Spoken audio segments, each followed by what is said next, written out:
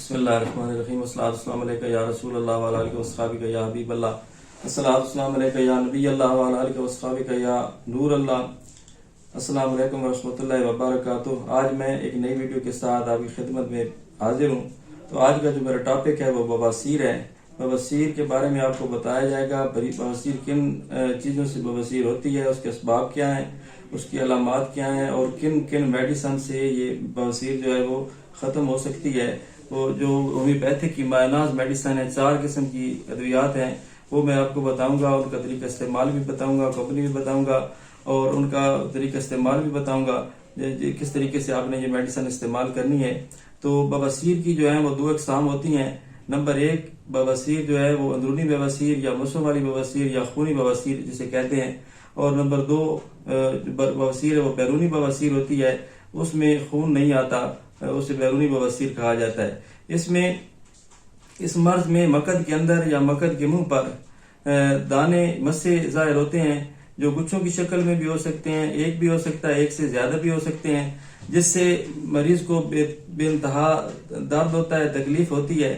اور ان کا سائز جو ہے وہ دانوں کا, مسوں کا سائز جو ہے وہ مٹر کے دانے کے برابر جتنا ہو سکتا ہے, اس سے کم بھی ہو سکتا ہے. ایک وقت میں یہ بواسیر کا ایک مسا بھی ہو سکتا ہے, 2 بھی ہو سکتے ہیں, 4 بھی ہو سکتے ہیں, اور گچھوں کی شکل میں ہوتا ہے. تو اس کا درد شدید ہوتا ہے. مریض جو ہے وہ بے چین رہتا ہے, جلن ہوتی ہے, چبھن ہوتی ہے, درد ہوتا ہے. تو اس سے مریض کو تکلیف زیادہ ہوتی ہے.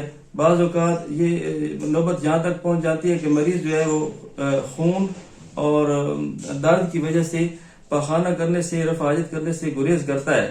تو اس کے نتیجے میں اسے قبض ہو جاتی ہے. جب قبض ہوتی ہے تو پھر جب پاخانہ آتا ہے تو رگڑ کے ساتھ اس کے مسوں سے خون آنا شروع ہو جاتا ہے, جس سے اور زیادہ جلن اور درد شروع ہوتا ہے. اس میں مریض کو قطرہ قطرہ بھی خون آتا ہے, کبھی پاخانے کے ساتھ پاخانہ خون سے میزش شدہ ہوتا ہے, تو کبھی قطرہ قطرہ خون آتا ہے, کبھی تیز بہاؤ کی صورت میں بھی خون آ سکتا ہے.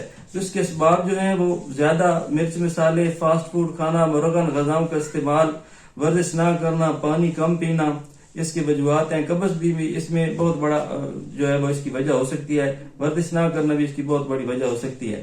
تو آئیے اس کی میڈیسن آپ کو بتاتے ہیں. سب سے اعلیٰ دوا جو ہے وہ ہومیوپیتھک میں استعمال کی جاتی ہے, وہ درد, جلن اور چبھن کے لیے, یہ اس کا نام ہے سلفر.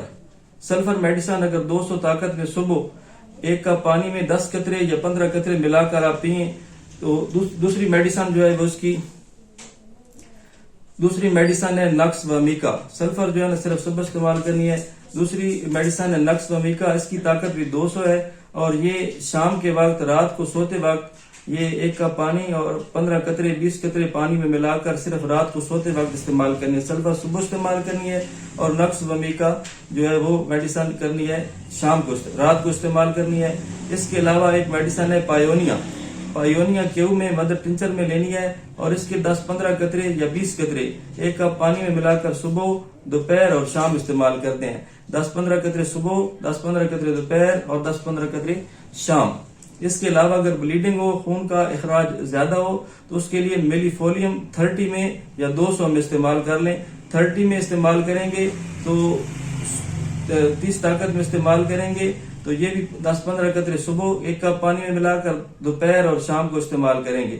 اس کے علاوہ اگر بلیڈنگ 200 طاقت میں استعمال کریں گے تو یہ 10 قطرے دن میں صرف 1 مرتبہ استعمال کریں, تو اس سے انشاءاللہ خون آنے کا جو رجحان ہے وہ بھی کم ہو جائے گا, اور خون آنا انشاءاللہ اس میڈیسن سے آپ کا ختم ہو جائے گا. اس کے علاوہ پرہیز رکھیں, سبزیوں کا استعمال رکھیں, ورزش کریں, مرغن غذاؤں سے پرہیز کریں. اللہ تعالیٰ آپ کامیاب ناصر ہو.